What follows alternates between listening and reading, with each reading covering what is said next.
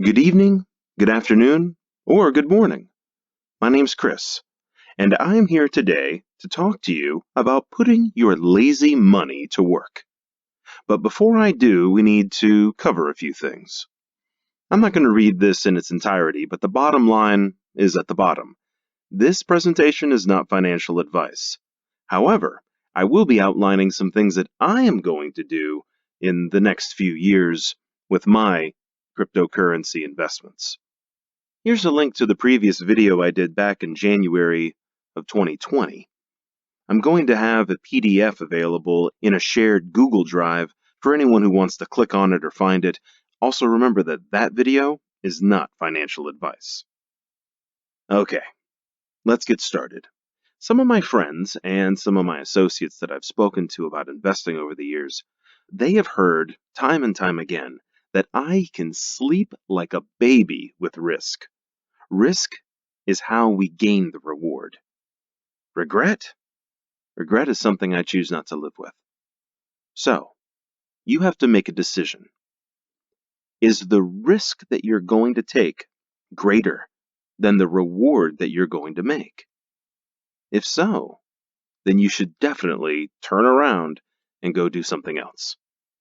But, in your educated and researched opinion, if you see the trends that I see, and you believe in the technologies that I'm going to talk about and have talked about, then we are in for one hell of a ride, and you are going to love every minute of it. Bitcoin, Bitcoin, Bitcoin. We could talk about it forever. Some of you probably think that I already do. But I will tell you that there are two types of people that are going to weather the storm. In the bottom left, I have a really funny illustration of it. There are people that are going to panic when they see the water rising, when they see that there's trouble, when they see that, oh my gosh, this is the end. And there are others that because they understand the risk to reward, because they understand stock to flow, because they understand many of the things that we're going to talk about today, they just relax and ride with it. On the right, you'll see some of the excuses that you've heard and maybe even have used. I know I've used one or two of these before. Um, we don't want to be saying it's too late. And right now, my friends, it is not too late. It might be a little pricey, certainly more pricey than it was, but it is not too late. With any investment, it's always a good idea not to track the highs. The highs will come and go. Is to track the lows, the bottoms. Are we having higher lows year to year? Here you'll see right here, $5 at the end of 2012, 13 at the end of 2013, 313 at the end of 2014. Now we did have a nice rise in between these 2 years, so that explains the 117. But had you bought here or here, you'd still be making money hand over fist. Then we go up, then we go up. This was the major bull market that we saw, and it brought it down to 3,200 and some change. 2020 so far, we've seen a low, I believe it was right at 3,600. So again, Bitcoin, by and large, is a good investment because our lows are consistently getting higher.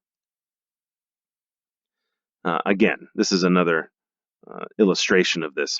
Back when it was easy money, everyone was saying it was too difficult. Then it's too risky. I don't trust it. I don't believe it. Then in 2018, when at the beginning of the year we had a $20,000 Bitcoin, oh my God, it's too expensive. Well, when it hits, a million plus in the years to come, people are going to say it's too late. And at that point, it won't be, but the returns will not be anything near what we're seeing here in the next few years. Quick lesson about money. I am in no way trying to offend you with this slide.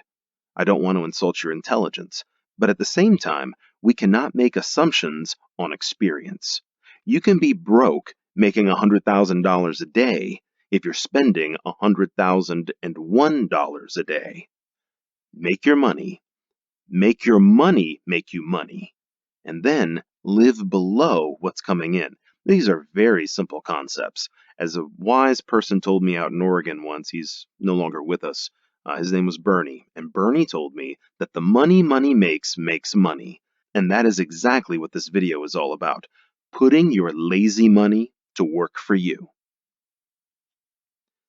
Bitcoin, Bitcoin, Bitcoin. Again, we could talk about Bitcoin until the cows come home, or whatever they do near you. Maybe you don't have any cows. I don't know what your deal is. There is this longing, this nagging of let me check my portfolio, let me check my portfolio, let me check my portfolio. I have a friend that will tell me, he'll text me every once in a while, hey, this certain coin is at this certain price. And he gets all excited. And then I respond, and he's since stopped doing this, but I would respond, were you looking to sell today? And he's like, oh, heck no. I'm waiting for the next bull run. Then I say, what does it matter what the price is now? Does it really matter that the price is X when it's going to be XXXXXXXXX? Of course not. So get into a rhythm. Find what works for you. But by all means, do not let your investments control your life. That is not living, my friends. We're going to talk a little bit about scarcity. We talked a lot about scarcity last time in my previous video. But I want you to see that the scarcity model, the stock to flow model, we're going to look at here in just a minute, is still holding true. In fact, it did something that was absolutely amazing that I didn't see coming, and I believe in this 100%.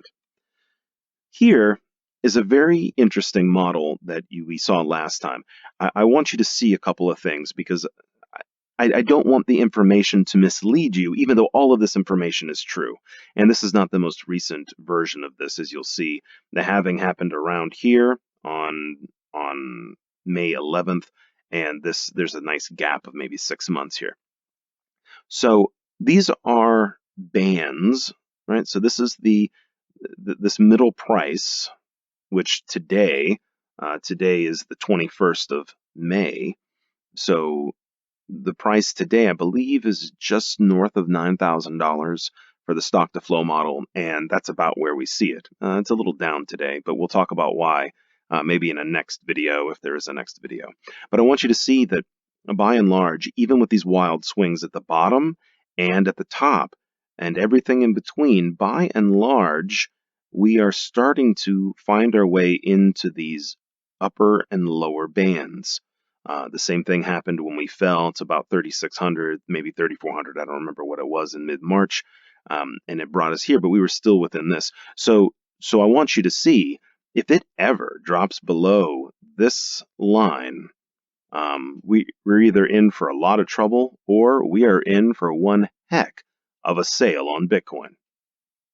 I'm just going to leave this here so you can look at it for a little while. It's also in the PDF that you have access to. Just some information, some things that you might want to be looking for. The numbers don't lie, and we're going to talk about that here in a minute. But if you'll notice, at the halving, Bitcoin was hanging out around $9,000. And yes, it did have this nice sharp decline, but it didn't go below where we saw it at the beginning of 2019.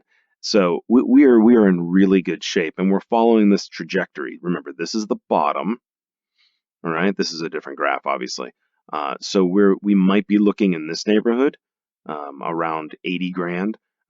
For the record, the realistic high end of Bitcoin in the next few years is maybe 400, maybe $500,000, and the low end is let's be honest, is about 80 grand, and everything else will fall into place after that. I would recommend that you study or look up market capitalization, also called market cap. Unfortunately, a very misleading term. It doesn't mean how high it can go, just currently what the total market value is of a specific asset. I would suggest you look up those things. That would be a really good place to start. All right. We've all seen things like this. I thought that Bitcoin was at the bottom. Yes, I'm going to buy. And then it just continues to plummet. And those of us who have been in crypto for a little while, and those of us who've been investing for a while, know exactly what that's like. I do want to give you some food for thought here. Here we have the cycle from basically inception was over here, the Genesis block, they call it in Bitcoin. And this is all Bitcoin data for a little while. You'll see that it followed this really nice progression. And you'll see that it does exactly the same thing. Very, very similar.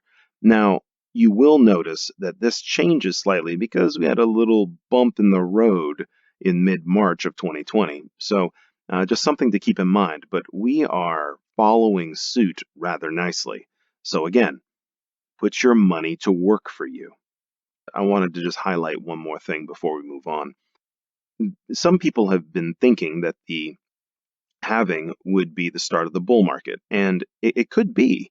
The bull market this is actually an exponential growth curve, but a bull market is a extended period of major growth of upward momentum that we see, and then you have what's called a bear market where you just see the exact opposite of the bull. So we had it here, this huge rise, a little bit of a downturn there, but that's fine. Overall, it was still a rise. You can see some percentages there as well. This is all speculation over here. Talk to me privately if you'd like. I think it's going to go much higher than what this particular graph is showing, but that doesn't change the fact that all of this information is still 100% accurate. So just wanted to highlight a few things in this graph before we move on.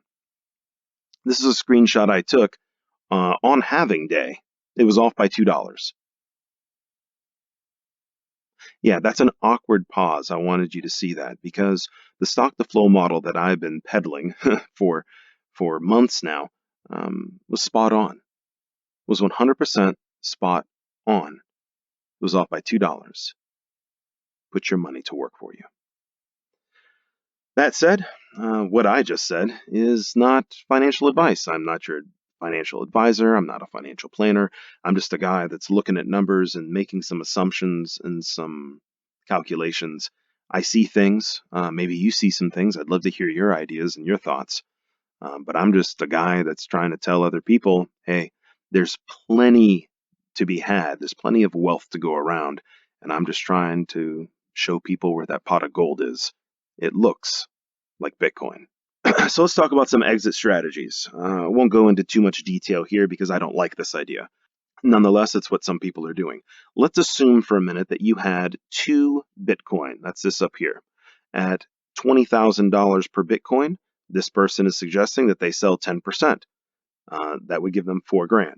At $50,000, they sell another 10%. That would give them $9,000 in profit. And so on and so forth, and you can see. Total, that would give them $141,700. Now, there is a chance that you would hold on to those 2 Bitcoin, wait till it gets to any of these numbers and just sell all of it. That's more in line with what I'm going to do. But timing the top can be very difficult, which is why I made the second part of this second video coming up in just a few minutes to explain how stablecoins, specifically Tether, will give us an indication of this. But also, there's another part of the strategy. It is selling at these specific prices, and that would give you slightly more. This is what I call dollar cost averaging in reverse. Dollar cost averaging is where I will put in so much money, like I will buy, I'll put in $5,000 at these different prices, just like every week or every month or every whatever it is. That's called dollar cost averaging. I look at this as dollar cost averaging on the way out as an exit plan. It works very similar for others. This is from the same website. I don't remember where I found it, but if you can find stuff like this, XRP exit strategy. This person has 30,000 XRP, and you can see what they're doing as they go. I don't want you to think that it's this easy, slow trek on your way up. Okay, that is not at all what this is like. It's more like this. There's going to be pitfalls. There's going to be things to go over. There's going to be how the heck are we ever going to make it, and all of these kind of things. But if you keep your eye on the prize, if you realize that the market cycle looks a certain way, then it's going to give you some hope. It's going to give you a lot of hope. This is a meme I found, and this is actually a shirt that I own. I survived the great Bitcoin crash of 20 minutes ago. It certainly feels that way. This is not a market for those that cannot handle volatility. As the one on the left shows, in a blink of an eye, you can lose $600 if you own a Bitcoin, or a fraction thereof, right? You can lose $60 if you have a tenth of a Bitcoin in a fraction of a second. So this is not for the faint of heart. Remember, is the risk worth the reward? If the answer is yes, then you got to be like this guy. You got to be like this. Oh my gosh. If you want something that's easier and no risk, or the smallest risk, I suggest you invest in municipal bonds. They pay, what, like 1% a year, and it's tax-free, very low-risk money. But you'll notice that the incline is very, very small. But the incline here is so tremendous. So it's up to you. Is the risk worth it? So one thing that could expedite the growth cycle of Bitcoin and the rest of the cryptocurrency market is the fact that the banks are starting to notice what's going on. On the right, you'll see an article from 2017 where JP Morgan says that Bitcoin is a fraud that'll blow up. It goes on and explains that it's for drug dealers and murderers and people living in North Korea, the communists. And then on the left, you'll notice that this year, actually just like a few weeks ago, JP Morgan is now extending banking services to Bitcoin exchanges, specifically Gemini. Here are a few things that you should definitely familiarize yourself with, things that have really helped me understand what's going on. If you can't read that font, I do apologize. We have stock to flow, definitely something you want to be aware of, definitely something you want to pay close attention to. Stock prices, I use livecoinwatch.com on my mobile and on my desktop or my laptop every single day without exception. The 200-day moving average is also something that is going to continue to pop up in the literature and on YouTube and in the space. So you're definitely going to want to familiarize yourself with the concept and have a reliable place to go. MarketWatch.com does a really good job keeping us up to date. And this is just a really cool thing that'll give you an idea of when to sell if you're looking at what I call reverse dollar cost averaging out. And that would be the rainbow chart. And you see that there at the bottom. Again, you can find the links. You can either type them out like that, or if you're lazy, like I did, cut and paste. It'll be in the PDF. On April 30th, 2020, I took these screenshots. I want you to notice a few things about these three coins up here. I want you to see that XRPs goes up and down and up and down and up and down and up and down. I want you to see that Tether, that's what this is down here, goes up and down, then up, then down, then up, then down, then up, then down, then up, then down, then way up, and then down. Okay? And you'll see that Bitcoin does something very similar that XRP does. This is the same Tether. This is actually just cut and paste these in here. And so this follows the same pattern as this, which follows a very similar pattern to this. And you may not notice it here, but the rest of the coins are responding to Tether. So to show you a little more of what I'm talking about and how you can use this to your advantage, on May 10th, 2020, I took these screenshots. Ethereum was just hanging out and took a massive nosedive. And XRP was just hanging out and took a massive nosedive. And Dash was just hanging out and then took a massive nosedive. And Bitcoin did exactly the same thing. Some of you might be thinking, wait a second. When these coins go up, Tether goes down. And when these coins go down, Tether goes up. That is exactly true. What's actually happening here, let's use Bitcoin as an example. When people, the bigwigs, the guys that move mountains with this coin, we're talking $1 million accounts, multi-million dollar accounts, $1 million moves. They don't buy and sell into cash. They sell it into Tether. And Tether is a $9 billion market cap coin that is wedded to the US dollar, at least in price. So as it fluctuates, it gives us an indication, right? So right here, so you can see that this gives you a warning sign or an idea of what's about to happen in the market. I want to say something about exit strategies. Hope is not a plan. Hope is not a plan, nor should hope be a part of your plan. Setting goals for your investments should be part of your plan.